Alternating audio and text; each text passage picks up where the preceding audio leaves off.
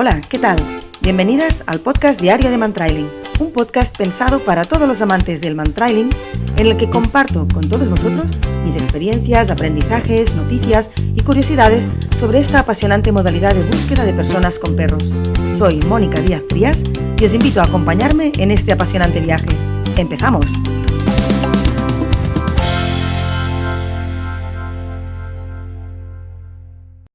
Hola, ¿qué tal? Bienvenidos de nuevo a otro episodio del podcast diario de Mantrailing.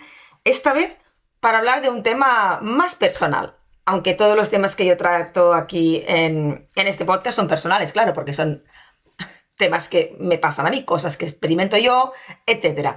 Pero en este caso os voy a hablar de los perros de mi vida y de lo que me han influido, cómo me han ayudado, digamos, y lo que he aprendido de cada uno de ellos, sobre todo de los últimos 3, que son con los que hice mantrailing. Claro, este es un podcast dedicado al mantrailing y de esto vamos a hablar. Pero creo que es interesante porque yo he aprendido mucho de cada perro de los que he tenido, y con los 3 últimos he hecho mantrailing, y realmente, siendo 3 perros tan distintos, me han enseñado cosas muy distintas que me han hecho ser pues la instructora y la guía canina que soy actualmente.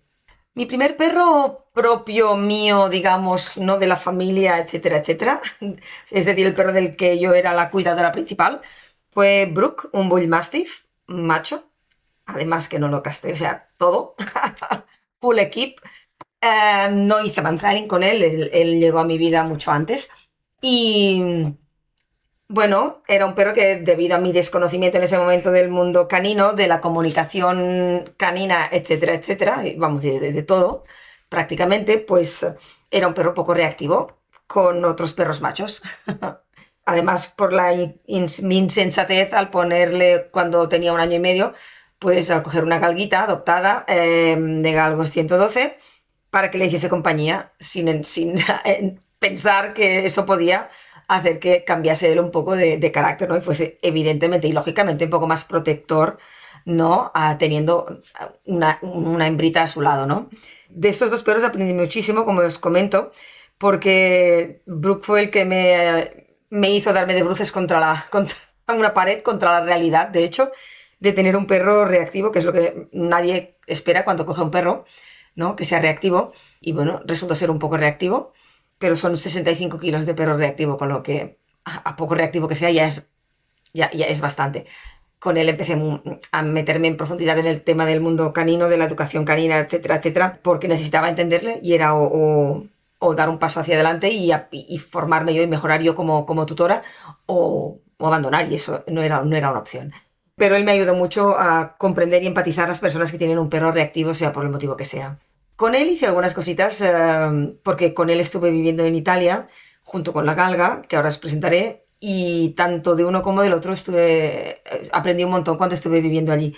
A Luna, como os he comentado antes, la cogimos, estaba en una casa de acogida en Valencia, y a través de Galgos 112, pues la cogimos. A mí siempre me habían fascinado los galgos, y bueno, llegó un momento en que buscando un compañero una compañera para Brooke, pues cogimos a esta galguita.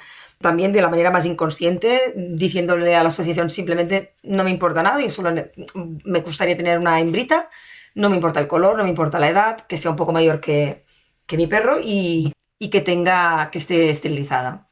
Pero claro, no miramos ni compatibilidad de caracteres, ni qué tal con mi perro, o sea, nada.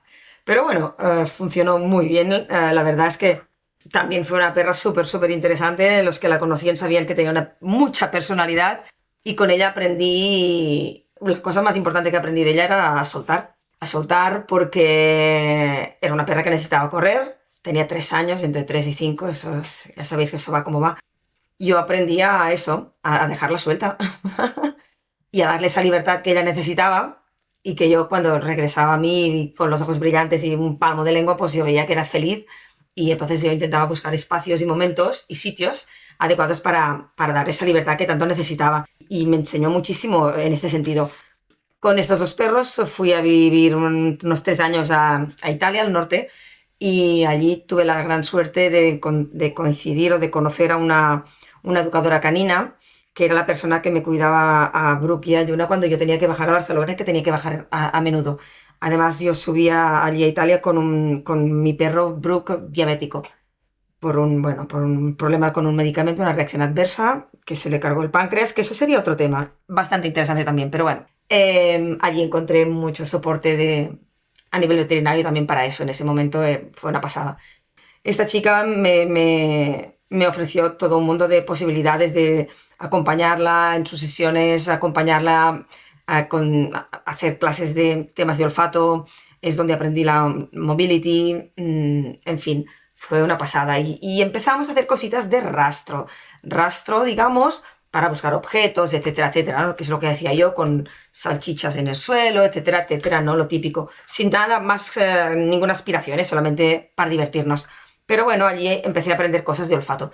Yo regresé en el 2011, creo, y cuando ya estaba aquí, hice el curso de educación canina, y el 2014, ya sabéis que es cuando descubrí esto del mantrailing de la mano de Kevin Kocher en un seminario en septiembre del 2014. En ese momento, cuando yo ya había regresado, por desgracia había fallecido mi Bull Mastiff por temas de la diabetes y enfermedades una detrás de otra, digamos, y problemas de salud, todos los que queráis y más. Fue un perro muy delicado, falleció con 5 años y medio. Y enseguida pues tuve la suerte de toparme con Rodri, el labrador que muchos quizás ya habéis conocido, que convivió unos años, bastantes años con Yuna la galga. Rodri estaba viviendo en casa del criador, y era un perro muy sensible. De hecho, yo lo cogí con 10 meses porque conocía a la persona que lo tenía y me dijo, se me había muerto mi Bull Mastiff, y yo dije, ostras, no quiero dejar la galga sola, yo estoy en Italia, voy para arriba y para abajo, quiero un perro que le haga compañía, pero coger un cachorro no es el momento. Según qué perro cojamos o adoptemos sin conocer las personalidades, y yo bajando y subiendo de Barcelona a Milán cada 2 por 3, no creo que sea lo mejor. Pero conocí a este chico que tenía el Rodri y me dijo aquellas cosas que se hacía hace tiempo.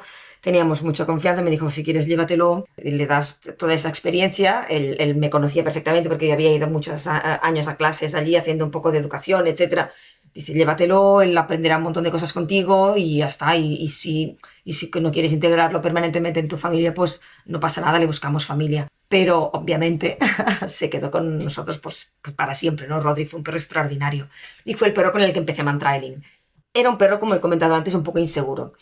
Y al empezar a hacer mantrailing es cuando me di cuenta de ese vertiente, entre comillas, muy entre comillas, terapéutica que tenía el mantrailing. Porque de hecho, yo cuando fui al seminario de Kevin Kocher, allí se hablaba solamente del mantrailing a nivel operativo. Era el tercer seminario que hacía este hombre aquí en España, y la mayor parte de participantes en ese seminario eran bomberos, policías, había militares de toda España, y 3 o 4 educadores caninos contados con los dedos de la mano. Sin perro, además, yo iba como observadora porque yo no sabía si se necesitaba algún tipo de preparación, no sabía si era adecuado para Rodri, o sea, no sabía nada de nada, ¿no? Pero a raíz de estar en ese seminario, pues empecé, digamos, a quedar para hacer algún entrenamiento, etcétera, etcétera, ¿no? Y es cuando ya os digo que empecé a ver esta vertiente más, entre comillas, terapéutica del mantrailing. Yo nunca tuve aspiraciones a ser operativa, en ese momento aún menos, ni siquiera sabía cómo funcionaba nada. Pero aprendí un montón, muchísimo, muchísimo. Al cabo de un tiempo, como no tenías manera de aprender porque estábamos aquí muy solos, empezamos a viajar al extranjero, después empezamos a traer gente hacia aquí, a Lleida sobre todo, y a ir aprendiendo, ¿no? A base de ver a distintos instructores, siempre del método Kocher, ¿no? Pues cada uno con sus tips y sus ideas, ¿no? Y Rodri, pues, que me acompañaba en toda esta aventura. Hicimos varios seminarios en Italia. Tuve el honor de hacer trials con él, con instructores muy interesantes, como Chris Boyd, Chad Carpenter, Bernard Stumer, gente de Estados Unidos, gente de Austria, etc. Y aprendimos un montón, aprendimos muchísimo. Rodri descubrió un mundo, le encantó, le aumentó su seguridad, se lo pasaba genial, y hicimos cosas realmente complicadas. Yo me siento muy feliz de todo mi recorrido digamos, con él. Claro, Rodri se fue haciendo mayor, él falleció con 11 años, y tuvo una vida muy plena, disfrutamos muchísimo desde yo lo cogí con 10 meses, pues toda la vida, ¿no? Pero cuando empezó ya pues a tener un poco más de achaques, no, incluso antes, murió Lluna, la galguita, y llegó a mi vida, vamos, la Happy, la Schnauzer mediana. Que ella, de hecho, es hija de una Schnauzer, una perra que tiene la educadora canina que me cuidó a mis perros. Este es el círculo que se cierra al tener yo una cachorra de una perra de mi compañera y mi mentora en ese momento, que tenía esta hembrita con un carácter extraordinario. Y yo le dije un día, digo, si un día tienes cachorros, me quedaré uno. Y será como ese círculo que se cierra, ¿no? De todo lo que aprendí en Italia, etcétera, etcétera. Y llegó Happy. Y en una época también de cambios en mi vida. Happy fue también un descubrimiento. Nunca me hubiera imaginado, por ejemplo, que un Schnauzer tuviera un instinto predatorio tan bestia que la llevaran a matar conejos, a matar gallinas y así y comérselas, o sea, toda la secuencia entera, o a perseguir rebaños de ovejas cuando tenía oportunidad, y me dio muchos dolores de cabeza. Sí, de hecho, cuando cogí a Happy pensé, madre mía, parece que Luna, mi galga, se haya reencarnado una parte de ella en Happy, ¿no? Ese instinto de ir a cazar y ese aprendizaje que yo había hecho con Luna también me fue muy bien porque Happy se iba y una vez estuvo como 40 minutos o 50 minutos desaparecida. Sí, sí, sí, sí, sí. O sea que yo he sufrido, de hecho, por ese motivo sufrí más con Happy que con Luna. Fijaros que cómo son las cosas, ¿eh? Y Happy también, obviamente, empezó conmigo a hacer mantrailing. Y empezó bastante cachorrita, lógicamente, porque el mantrailing ya sabéis que podemos empezar cuando queramos, ¿no? Porque es simplemente un juego muy, muy light, muy simpático, muy divertido, de ir a seguir a una persona que les da comida. Es una cosa, una actividad que se puede empezar ya desde cero casi, ¿no? Como un juego, ¿no? Que es lo que es al fin y al cabo, o lo que debería ser siempre para el perro. Bueno, pues también le da un pelín de miedo a las personas, un poco de desconfianza al inicio, ¿no? Y eso también nos vino muy bien, porque ese pelín de desconfianza lo pudimos trabajar muy bien en mantrailing, ¿no? Y bueno, al final, bueno, es una perra que va saludando a todo el mundo y está encantada, ¿no? A no ser que vengas de lejos y sea de noche y vayas con capucha, que entonces sale un poquito ese schnauzer un poco más protector, ¿no? Pero no, súper bien. Lo único que pasa es que, bueno, no es que le entusiasmara mucho el mantrailing. Es decir, le gustaba, ¿eh? Porque si no, no lo hubiera. Y eso ya os digo porque he tenido escenas y momentos en los que ella me decía, pues hoy no me apetece. Y no le apetecía y no hacía nada, ¿eh? O sea, así de fuerte era su personalidad. Bueno, es que todavía está aquí. Pero bueno, ha cambiado mucho. Ahora ya tiene 10 años. Y ella es la perra que me forzó a mí a intentar ver cómo se puede motivar o aumentar la motivación de un perro que no tiene mucha. O que tiene motivación a ratos, que no es un perro, digamos, que siempre que le propones hacer el juego, en este caso el mantrailing, quiere. Está, venga, así que me encanta tal. ¿Vale? Y esto también a mí me dio mucho que reflexionar y que aprender, ¿eh? Me acuerdo una vez que estuvimos, y os cuento todas mis alegrías y mis miserias, que estábamos en Hungría, la primera vez que fuimos a un summer camp allí, y íbamos como de invitados, digamos, ¿no? Íbamos pasando por los distintos grupos, Ernest y yo, y dándoles feedback para que todos querían que viésemos sus perros, etcétera, etcétera. Y bueno, fui a hacer un trail con ella y era una zona abierta, digamos, de vegetación con hierbas altas, ¿no? Y bueno, como parches de hierbas altas, etcétera y tal. Y dije, bueno, esta zona, esto a mi perro no le gusta mucho. O sea, la hierba alta le gustaba cuando estaba cazando suelta, pero para hacer mantrailing y estas cosas era como una princesa, ¿sabéis? Entonces hice toda la vuelta de inventario, todo, ¿no? Le digo que empiece y me mira y se me sienta. Y yo digo, ostras, tierra trágame. Entonces dije, bueno, pues no, animándola un poco, pues cogió el trail, empezó, etcétera, etcétera. Pero, claro, dices, ostras, no le gusta del todo, no tenía la pasión que tenía Rodri. Yo también venía de Rodri, que era un perro, ya sabéis, los labradores, con una voluntad de hacer cosas, con una cooperación, y ella no, ella tenía más personalidad en este sentido de decir, mira, hoy sí, hoy no. ¿No? Y, por ejemplo, le encantaban los retos olfativos, tipo los puzzles que les llamamos. Por ejemplo, una vez estaba cerca del figurante, intentar entender lo que era una altura, lo que era un marcaje en bajo, intentar entender dónde estaba el olor, digamos, por dónde seguía. Todas estas cosas le gustaban mucho, notabas que se activaba. Lo que es ya más hacer trails más largos, antigüedades, digamos, con bastante antigüedad, digamos, estas cosas dependía un poco de si le apetecía o no, ¿vale? Entonces con ella aprendí mucho, primero el gestionar mi frustración, eso de entrada, y segundo también a pensar qué tipo de, o sea, cómo motivamos y qué tipo de motivadores usamos, ¿no? De reforzadores. Porque ella había ratos o épocas que, bueno, cogía un juguete, pero se cansaba enseguida. Entonces probamos muchísimos juguetes. Si veis webinars míos, veréis que en muchos estoy a veces con comida, a veces con un juguete, a veces con otro juguete. Habíamos usado, por ejemplo, ¿sabéis? Una fusta de estas largas para dar cuerda a los caballos, pues atar una oreja de cerdo deshidratada al final para darle movimiento. También movimiento habíamos conseguido con, ¿sabes? Esos pollos que hacen chío chío de plástico atado al final de un extensor de estos para jugar un poco también con ella. Entonces habíamos buscado muchas estrategias, incluso ya lo diré, perdonad que me cuesta que me salgan las palabras a veces, un estuche como de lápices con carne dentro, carne cruda, atado con una cuerda, también para darle movimiento simulando la caza, y cuando lo cogía, pues abrírselo y darle la carne cruda, ¿no? Latitas de comida de gatos, de todo.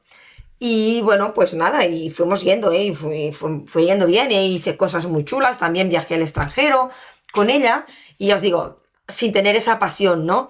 Por eso yo me siento bastante, entre comillas, capaz de ayudar a gente que tiene perros con poca motivación, ¿vale? Aunque también, fijaros que llega un momento en que cuando Rodri muere, pues viene a mi vida por casualidad, porque vino sin buscarlo, Benito, que vino a casa, primero como una casa de transición para buscarle familia, pero es que era tan bueno, es tan bueno y tan buena persona que además cogí el perro para hacer un trail un día y dije, ostras, es que eso es una gozada, tío. Qué pasada, va solo entre comillas, pero claro, yo había pasado de Rodri, que tenía mucha motivación, a Happy, que tenía bastante menos, y de repente me llega un perro, un sabueso español, que tiene una motivación loca, porque él ya venía de hacer mantrailing, que tenía una carrera larga en mantrailing con José Luis, un bombero de Toledo, con éxitos, participación en operativos, etcétera, etcétera, ¿no? Lo que pasa es que por jubilación y otros motivos, pues llegó a mis manos y yo lo estoy disfrutando muchísimo, es que mucho, porque ha llegado en un momento en el que además yo tengo muchos viajes, voy mucho al extranjero sin él y no le dedico el tiempo que debería dedicarle realmente, y soy honesta y lo sé, soy consciente, pero él me lo da todo siempre. Yo puedo estar 15 días sin hacer un trail porque, por lo que sea, y lo da todo cuando cogemos otra vez, digamos, el ritmo. Es una pasada. Entonces, esto a mí me da mucha satisfacción. Entonces es muy divertido porque es como tres perros distintos que a mí me han formado, ya os digo, como guía, porque con cada perro he tenido que pensar cómo hago las cosas, ¿no? Rodri por sus inseguridades, pues cómo tengo que preparar los trails. Eso fue mi gran maestro, él. Entonces, Happy es como aumentar motivación a un perro pues que no la tiene mucho o con el que no la tiene siempre, ¿no? Y también cómo gestionarme yo y mis expectativas, que también es muy importante. Y luego llega Benito a mi vida, que es un perro que venía con algún problemilla que tenía, digamos, pero que con trabajo y con preparando bien todos los trails, etcétera, etcétera, pues no es un perro que, aun teniendo dificultades de vez en cuando, como las tienen todos los perros tienen dificultades, no hay un perro mágico, no hay un perro perfecto siempre, como no hay un guía perfecto siempre. Eso, por supuesto, ¿eh? Pero que al menos que disfruta muchísimo, nos movemos, bailamos, vemos los negativos, a veces ladra, a veces no ladra, nos conocemos, nos vamos conociendo porque vamos los dos evolucionando y es una gozada tenerle. Y ahora tiene 10 años y empieza a tener achaques y esto me pone un poco triste porque a veces hay un vídeo de los que colgué en YouTube de los últimos en que se pega un tropiezo cuando sube un bordillo. Y es porque es que Benito es un poco, ya lo sabéis, bajito, tiene el pecho muy ancho y tiene a veces un poco de dificultad, más con la edad, ¿no? De movilidad en las patas, ¿no? Y eso le noto, que se hace más mayor. Pero bueno, mientras él lo disfrute cómo lo disfruta, porque justamente ayer hicimos un trial y dices, "Hostia, tío, cómo disfruta el perro". Pues yo detrás aprendiendo y disfrutando con él, ¿no? De todo lo que me está ofreciendo. Y luego ya vamos a ver lo que la vida nos depara en el futuro. De momento disfrutando a tope. Y nada más, quería compartiros esto. Mi última reflexión antes de cerrar es que cada perro que tenemos es un maestro. Es un maestro que nos llega para ayudarnos a crecer como personas. Y a veces no solo es crecer hacia adelante, soy un crack, que bien lo que lo hacemos, ¿no? Pero también crecer es tropezarse, ir para atrás, es decir, ¿por qué ha ido así? ¿Qué he hecho mal yo? Esto es una mierda, ¿sabes? Crecer es todo, ¿no? Y quien diga lo contrario se equivoca, ¿no? Porque mis frustraciones, los problemas que he tenido yo con mis perros que me han obligado a esforzarme son los que me han hecho avanzar.